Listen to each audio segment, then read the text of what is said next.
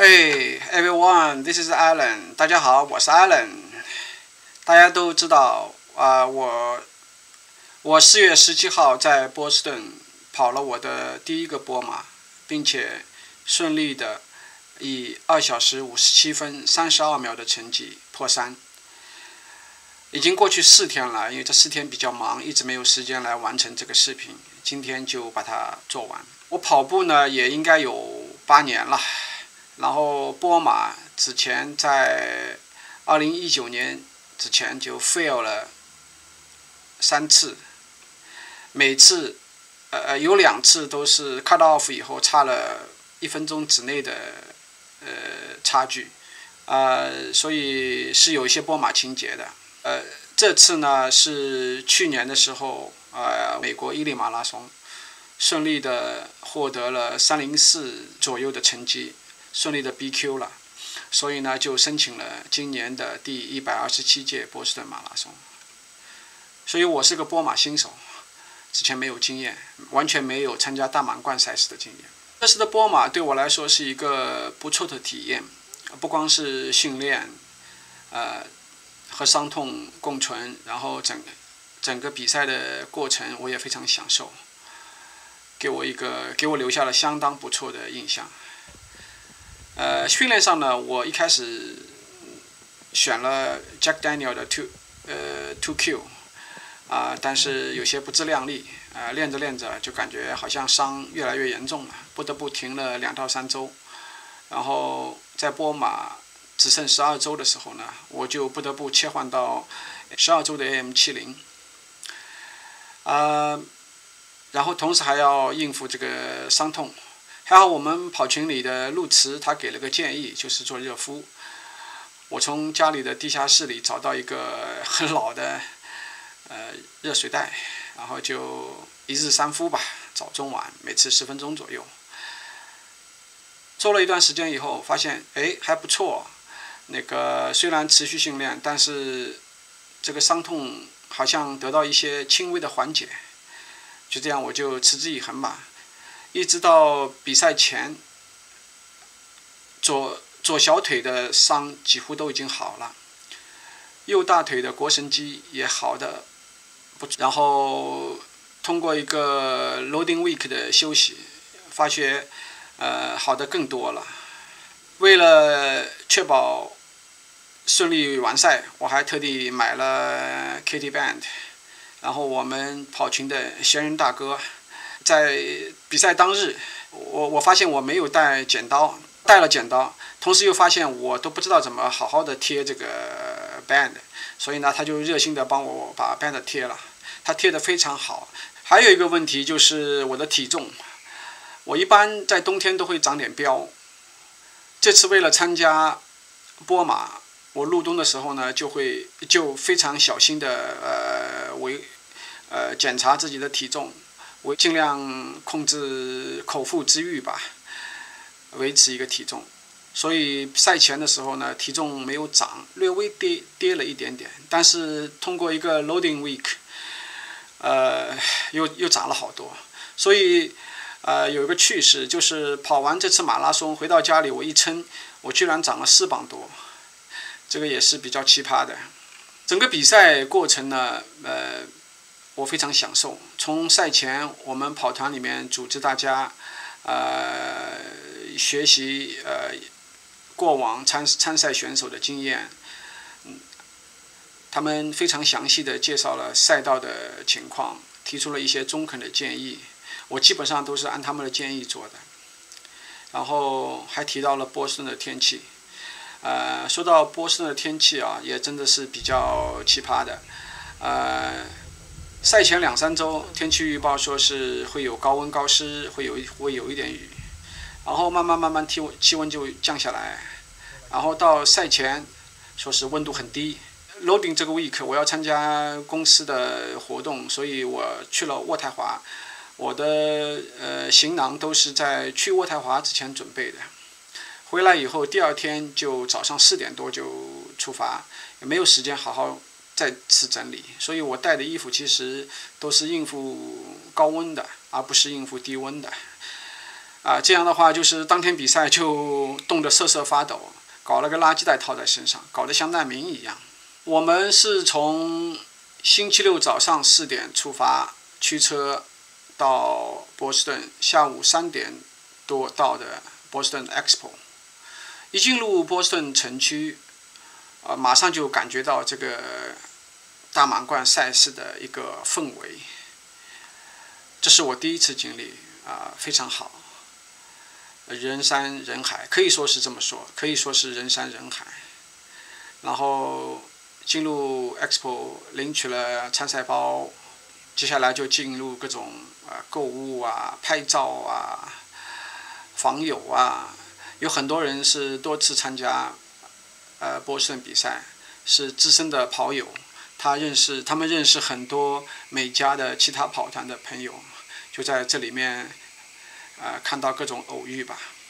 然后主办方还举办了一些著名选手的就是见面会或者是讲座之类的，所以在这里还能看到一些著名的选手，包括现在马拉松界的一哥基普乔格。星期天呢是我们跑团里面的会师日，我们去了波士顿的查尔斯河畔，那里的风景非常漂亮，也是各种拍照，然后慢跑，活络一下腿和脚，为明天的比赛做准备。然后下午就驱车去 Hopkinton 那个小镇，非常典型的美加小镇。由于位置靠南，现在是已经春意盎然，非常漂亮，也是一个值得去游玩一下的典型的美加小镇。我在那里呢，还突发奇想，在那个起点上面做了一个6指的俯卧撑。我本来想做4指，但是很久没练了，这个感觉撑不住，只做了一个6指的。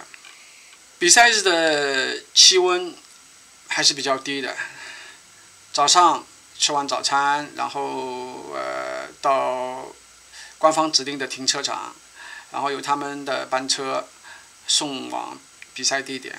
在那里我遇到了跑友高老，我和高老也是有很久的渊源。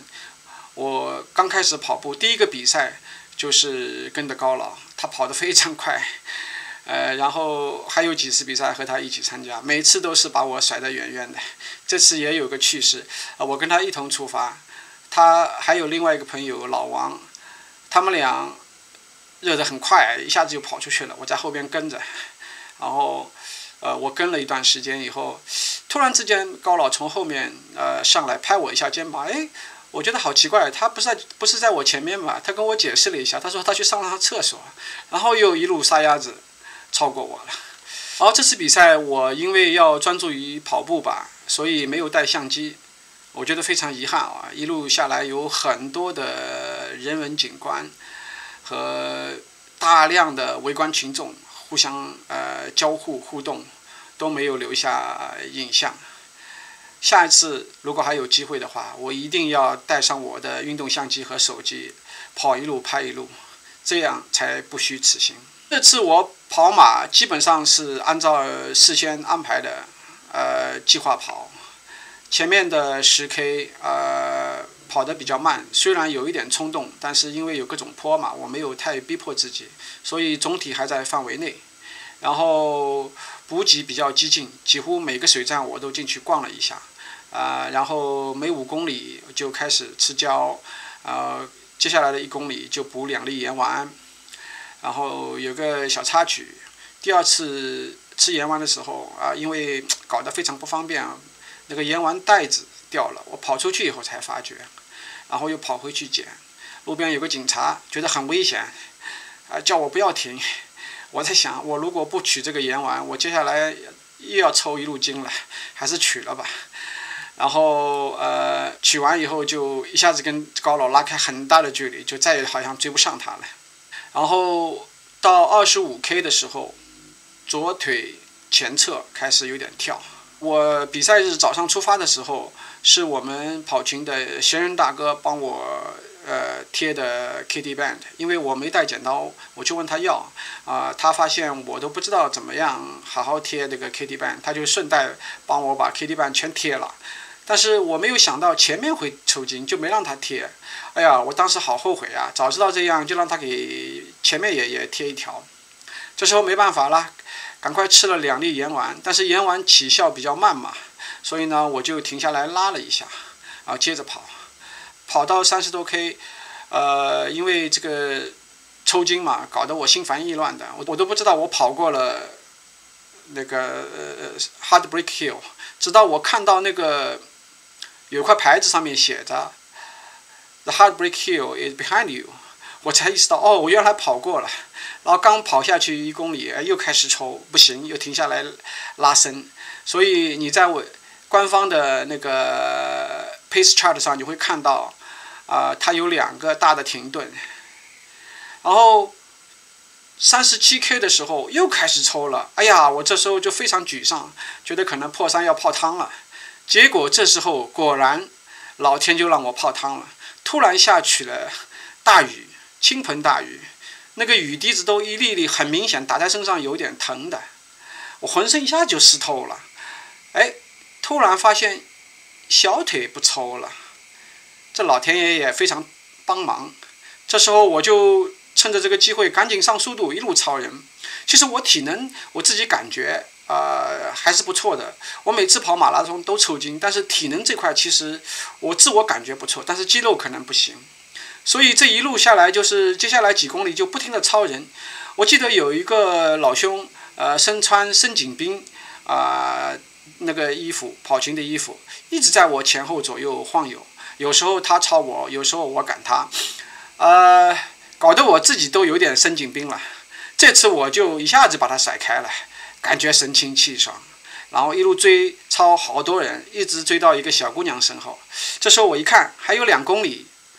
就算我按5分钟的配速都能破3，这时候我就开始摆烂躺平了，就把速度降了一点，最终呢是以2小时57分32秒的成绩完成了我的首次波马，也达成了我的破3梦想。